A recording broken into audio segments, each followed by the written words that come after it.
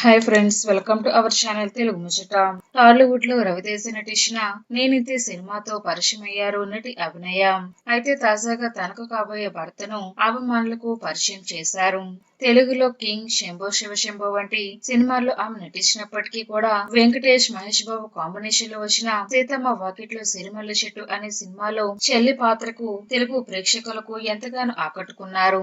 అలా టాలీవుడ్ లో చాలా సినిమాల్లో అభినయకు ఛాన్సులు వచ్చాయి. ఇక అలాగే సీతారాము వంటి మరెన్నో సినిమాల్లో నటించి తెలుగు ప్రేక్షకులను ఎంతగానో అలరించారు.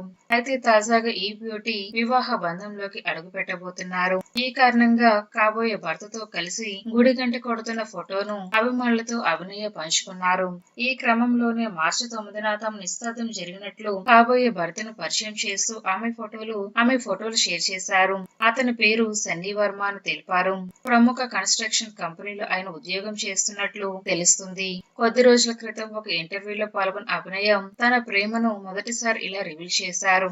నా చిన్ననాటి స్నేహితుడితో రిలేషన్ లో ఉన్నాను. 15 ఏళ్లుగా మా బంధం ఉంది. త్వరలో అతన్ని పెళ్లి చేసుకోబోతున్నాను. నా వ్యక్తిగత విషయం ఏదైనా సరే ఎలాంటి భయం లేకుండా అతనితో పంచుకోగలనని అభినయ చెప్పుకొచ్చారు. ఇక ఈ విషయం తెలుసుకున్న అభిమానులు కూడా కంగ్రాచులేషన్స్ తెలుపుతూ కామెంట్ చేస్తున్నారు. ఫ్రెండ్స్, ఈ వీడియో కనుక మీకు నచ్చినట్లయితే లైక్ చేయండి, షేర్ చేయండి.